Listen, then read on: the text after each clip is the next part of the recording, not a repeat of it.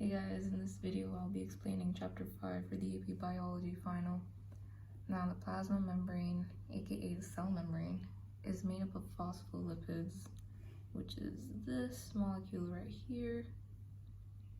It is made up of a polar head with glycerol and a phosphate group, and it got some non-polar tails made up of fatty acid chains.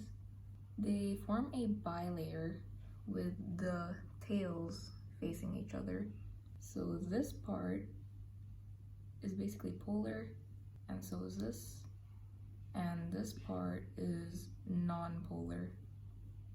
We got cholesterol over here, which helps the cell membrane keep its structure. So it prevents the membrane from becoming too fluid at higher temperatures and too solid at lower temperatures. Glycolipids and glycoproteins, they are important for like self-recognition.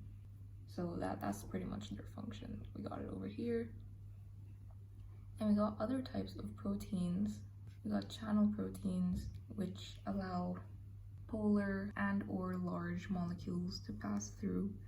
Carrier proteins that change in shape after interacting with a specific molecule.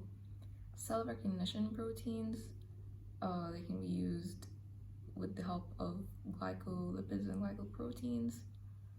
It's basically to help the body recognize when it is being invaded. We got receptor proteins that triggers a cellular response when it binds with a specific molecule. We got enzymatic proteins that carry out metabolic reactions directly, and we have junction proteins that help join cells together so that they can perform a specific function.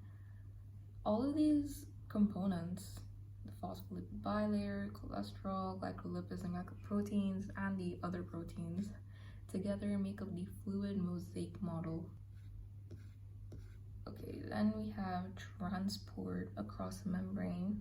Diffusion, probably the simplest form of transport. It is simple movement of molecules from high to low concentrations. It does not require proteins, it does not require energy. Osmosis is basically diffusion, but it's specifically for water molecules.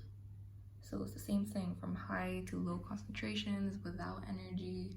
This is important. When we say a hypertonic solution, we mean that that solution is more concentrated than the given solution. An isotonic solution has the same concentration as a given solution, and a hypotonic solution is less concentrated than the given solution. Okay, facilitated transport is kind of like diffusion, moves from a high to low concentration without energy, but this uses proteins. We got active transport, which is the movement of molecules from low to high concentrations using proteins and energy. We got exocytosis, which is when a cell gets rid of a material when a vesicle containing that material fuses with the cell membrane and eventually leaves the cell. And lastly, endocytosis, which is the taking up of substances when the plasma membrane surrounds a substance and it pinches in to form a vesicle. Yeah, and that's pretty much it. That's the whole chapter. Thank you for listening.